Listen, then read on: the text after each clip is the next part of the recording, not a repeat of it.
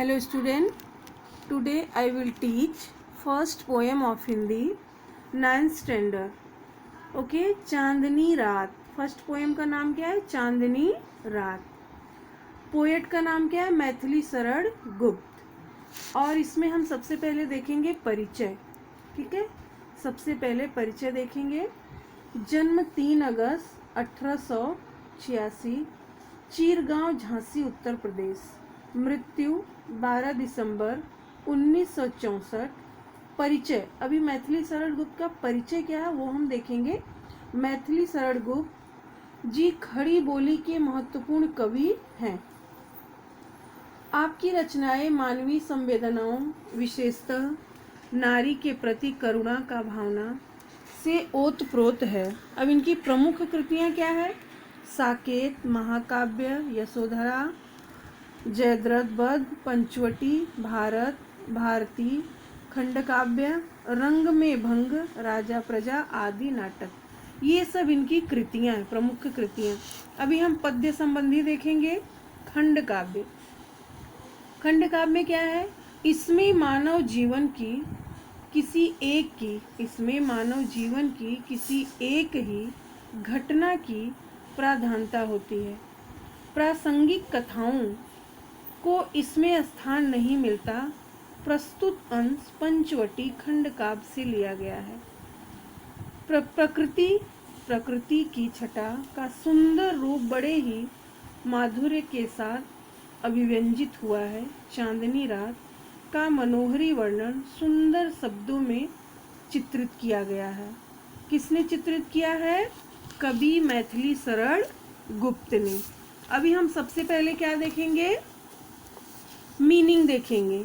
ठीक है, चांदनी रात का हम लोग मीनिंग देखेंगे. तो अभी हम मीनिंग देखेंगे. मीनिंग क्या है? चारों मीन्स क्या है? सुंदर. थल मीन्स धरती, स्वच्छ, साफ, निर्मल. चांदनी, चंद्रमा की किरणें. अवनी, धरती, अंबर, आकाश. पुलक, खुशी, रोमांच. तृणों जो है, घास. झूम, झूमना. तरु, पेड़. निस्तंभ, सन्नाटे से भरी. अभी सबसे पहले मैं सबका आपको बता देती हूँ मीनिंग, इसके बाद मैं अर्थ समझाऊंगी. निशा, रात. स्वच्छंद, स्वतंत्र. सुमंद, मंद. निरानंद, अनादरहित, आनंद रहित.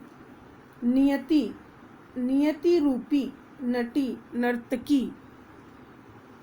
ओके, नेक्स्ट क्या है? कार्यकलाप, क्रियाकलाप, गतिविधि. एकांत, सुनसान, वीरान. वसुंधरा. ओके, वसुंधरा हम बाद में देखते हैं नेक्स्ट पेज पे. अभी हम इसका पहले अर्थ देखेंगे. ठीक है,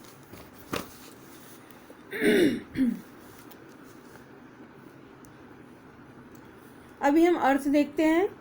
चारु चंद्र की चंचल किरणें खेल रही है जलथल में. स्वच्छ चांदनी बिछी हुई है अवनी और अंबर तल में.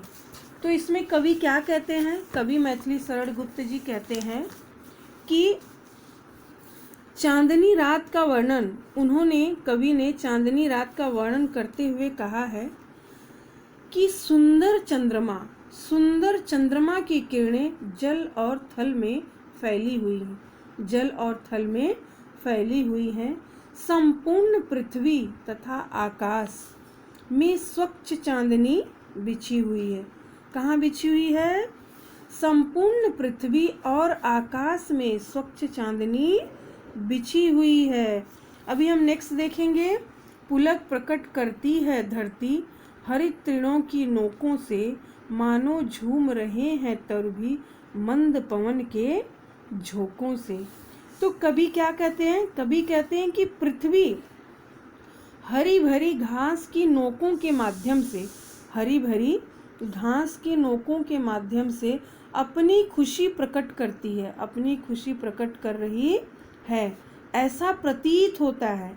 तब कभी कहते हैं हमें ऐसा लगता है, ऐसा प्रतीत होता है कि मानो वृक्ष भी मंद मंद वायु के झोंकों से झूम रहे हैं। वायु मीन्स हवा, हवा के झोंकों से झूम रहे हैं। हमारा 2 स्टैंजा कंप्लीट हुआ। अभी हम 3 देखेंगे। क्या ही स्वच्छ चांदनी है यह, है क्या ही निस्तंभ निशा, है स्वच्छंद सुमंद गंध वह, निरानंद है कौन दिशा। अब देखो इसमें क्या कहते हैं, कभी कहते हैं कि पंचवटी में दूर दूर तक चांदनी फैली हुई है। पंचवटी में क्या फैली हुई है, दूर दूर तक चांदनी फैली हुई है। वह बहुत ही साफ दिखाई दे रही है, बहुत ही साफ दिखाई दे रही है।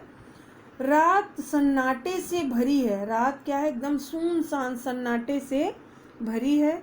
कोई शब्द नहीं हो रहा है, कोई शब्द नहीं हो रहा है। वायु स्वच्छंद होकर अपनी स्वतंत्र चाल से मंद मंद बह रही है। मतलब हवा क्या है, स्वच्छ होकर के, स्वतंत्र होकर के अपनी चाल से वो मंद मंद मतलब धीरे धीरे बह रही है। इस समय कौन सी दिशा है, इस समय कौन सी दिशा है जो आनंद ले रही है, अर्थात सभी दिशाएं इस सौंदर्य से आनंदित हो रही हैं। उत्तर पश्चिम और सभी दिशाओं में आनंद ही आनंद व्याप्त है। कभी क्या कहते हैं कि अर्थात सभी दिशाएं इस सौंदर्य का से आनंदित हो रही हैं। उत्तर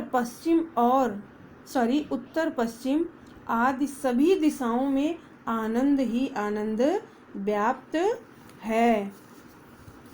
अभी हम देखेंगे नेक्स्ट देखेंगे। अभी हम फोर्थ स्टैंजा देखेंगे। बंद नहीं अब भी चलते हैं नियति नटी के कार्यकलाप, पर कितने एकांत भाव से, कितने शांत और चुपचाप। अब हम इसका अर्थ देखेंगे। कभी कहते हैं कि कोई भी दिशा आनंद शून्य नहीं है, कोई भी दिशा आनंद शून्य नहीं है। मतलब उनका कहने का मतलब है कि कोई भी दिशा है वो एकदम शून्य नहीं है, चुप नहीं है। ऐसे समय में भी नियति नामक शक्ति विशेष, ऐसे समय में नियति नामक शक्ति विशेष के समस्त कार्य संपन्न हो रहे हैं। मतलब जो शक्ति है, नियति की जो शक्ति है, वो विशेष के समस्त कार्य संपन्न हो रहे हैं। कोई रुकावट नहीं है, कोई रुकावट नहीं है। वह एक भाव से अर्थात अकेले अकेले और चुपचाप अपने कर्तव्यों का निर्वाह किए जा रही है। क्या कर रही है वो? वह एक भाव से अर्थात अकेले अकेले और चुपचाप अपने कर्तव्यों का निर्वाह किए जा रही है। ओके, अभी हम नेक्स्ट स्टैंजा देखेंगे। हाँ, अभी हम इसको देखते हैं। है बिखेर देती वसुंधरा, मोती सबके सोने पर, रवि बटोर लेता है उनको सदा सवेरा होने पर। अभी मैं आपको इन सब की मीनिंग भी बता देती हूँ और पहले अर्थ बता देती हूँ। पहले मैं मीनिंग ही बताती हूँ, बाद में अर्थ बताती हूँ।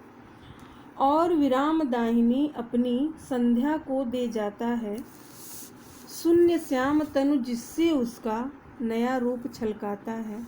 पंचवटी की छाया में सुंदर पर्ण कुटीर बना, उसके सम्मुख स्वच्छ शिला पर धीर वीर निर्भीक मना। जाग रहा है कौन धनुर्धर, जबकि भुवन भर सोता है। भोगी कुसुमायुध योगी सा बना दृष्टिगत होता है। अब मैं आपको इसकी मीनिंग बता देती हूँ। मीनिंग बहुत छोटा सा ही है, बता देती हूँ आपको। वसुंधरा, हमने वसुंधरा तक स्टॉप किया था ना। अब मैं वसुंधरा का आपको बताती हूँ। धरती, वसुंधरा मीन्स धरती, ठीक है। अब हम देखेंगे विराम दाहिनी। विराम दाहिनी क्या है? विराम दाहिनी में आराम देने वाली। शून्य, शून्य मीन्स आकाश। अभी श्याम तनु, श्याम तनु मीन्स सांवला शरीर, सांवला शरीर। अभी हम देखेंगे नेक्स्ट का पर्ण कुटीर। पर्ण कुटीर मीन्स पत्तों की कुटिया, पत्तों की कुटिया। अब हम देखेंगे शिला, शिला मीन्स क्या होता है, चट्टान या पत्थर। अब देखेंगे निर्भीक मना, निर्भीक मना मीन्स निडर मन वाला। अब और देखेंगे भुवन, भुवन मीन्स क्या होता है, संपूर्ण संसार। अब देखेंगे भोगी, भोगी मीन्स क्या होता है, भोग करने वाला। अब नेक्स्ट देखेंगे कुसुमायुध, कुसुमायुध मीन्स क्या होता है, कामदेव। लास्ट देखेंगे हम लोग दृष्टिगत, जो दिखाई पड़ता है। अब हमने मीनिंग भी देख लिया है, अब हम अर्थ देखेंगे इसका, ठीक है। पहले हम इसका अर्थ देखेंगे। है बिखेर देती वसुंधरा मोती सबके सोने पर, रवि बटोर लेता है उनको सदा सवेरा होने पर, ठीक है। कभी क्या कहते हैं, कभी कहते हैं कि चांदनी रात में, चांदनी रात में पृथ्वी सबके सो जाने पर ओस रूपी मोतियों को बिखेर देती है। कभी क्या कहते हैं कि चांदनी रात में पृथ्वी जब सब लोग सो जाते हैं तो क्या करती है, ओस रूपी मोतियों को बिखेर देती है। और सूर्य हमेशा सुबह होने पर उन मोतियों को अपनी किरणों में बटोर लेता है। सूर्य क्या करता है, सुबह होने पर उन मोतियों को अपने किरणों में बटोर लेता है। ओके, अब हम नेक्स्ट देखेंगे। और विराम दाहिनी अपनी संध्या को दे जाता है, शून्य श्याम तनु जिससे उसका नया रूप छलकाता है, ठीक है। अभी हम ये देखते हैं कि कभी कहते हैं कि अस्त होने से पहले ही, और अस्त होने से पहले ही वह आराम प्रदान करने वाली संध्या देकर चला जाता है। जब संध्या का समय हो जाता है तो रात हो जाती है, तो फिर हमारा आराम करने का टाइम आ जाता है ना, ये वही है। तो कभी कहते हैं कि अस्त होने से पहले ही वह आराम प्रदान करने वाली संध्या देकर चला जाता है। मानो आकाश को सांवला शरीर देकर, जब भी शाम हो जाती है तो आकाश कैसा हो जाता है, सांवला हो जाता है। सांवला शरीर देकर वह अपना नया सा रूप छलका जाता है, वह अपना नया सा रूप छलका जाता है। अभी हम नेक्स्ट देखेंगे। नेक्स्ट क्या है, पंचवटी की छाया में है सुंदर पर्ण कुटीर बना, उसके सम्मुख स्वच्छ शिला पर धीर वीर निर्भीक मना। ओके, अभी हम देखेंगे इसका।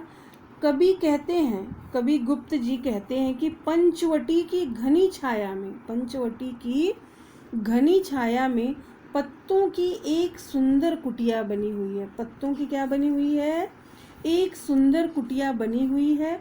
इस कुटिया के सामने एक स्वच्छ तथा विशाल पत्थर पड़ा हुआ है। क्या पड़ा हुआ है, स्वच्छ और विशाल, मतलब बहुत बड़ा पत्थर पड़ा हुआ है। और उस पत्थर के ऊपर धैर्यशाली निर्भय मन वाला पुरुष बैठा हुआ है। पत्थर के ऊपर कौन बैठा हुआ है, धैर्यशाली निर्भय मन वाला पुरुष बैठा हुआ है। अभी हम नेक्स्ट एंड लास्ट देखेंगे। जाग रहा है कौन धनुर्धर, जबकि भुवन भर सोता है, भोगी कुसुमायुध योगी सा बना दृष्टिगत होता है। अभी हम देखेंगे लास्ट का देखेंगे। कभी कहते हैं कि सारा संसार सो रहा है, सारा संसार सो रहा है, परंतु यह धनुर्धारी कौन है, यह धनुर्धारी कौन है जो इस समय भी जाग रहा है, जो इस समय भी जाग रहा है। यह वीर ऐसा दिखाई पड़ता है, कभी कहते हैं कि यह वीर ऐसा दिखाई पड़ता है जैसे भोग करने वाला कामदेव यहाँ योगी बनकर आ बैठा है। उनको क्या कर रहे हैं, भगवान की उपाधि दे रहे हैं कि ऐसा लग रहा है, ऐसा दिखाई दे रहा है कि जैसे भोग करने वाला कामदेव यहाँ योगी बनकर आ बैठा है। तो यहाँ आपका लेसन फिनिश होता है, और इस लेसन को आपको पोएम को ध्यान से वीडियो को सुनना है और समझना है आपको। ये पंचवटी से लिया गया है। आपका जो कविता है और कविता को बहुत ही ध्यान से पढ़ना है और आपको ये कविता लर्न भी करना है। और मैंने एक एक स्टैंजा का आपको मीनिंग बताया है, वो मीनिंग आपको होमवर्क में लिखना है और सेंड करना है। Okay, thank you.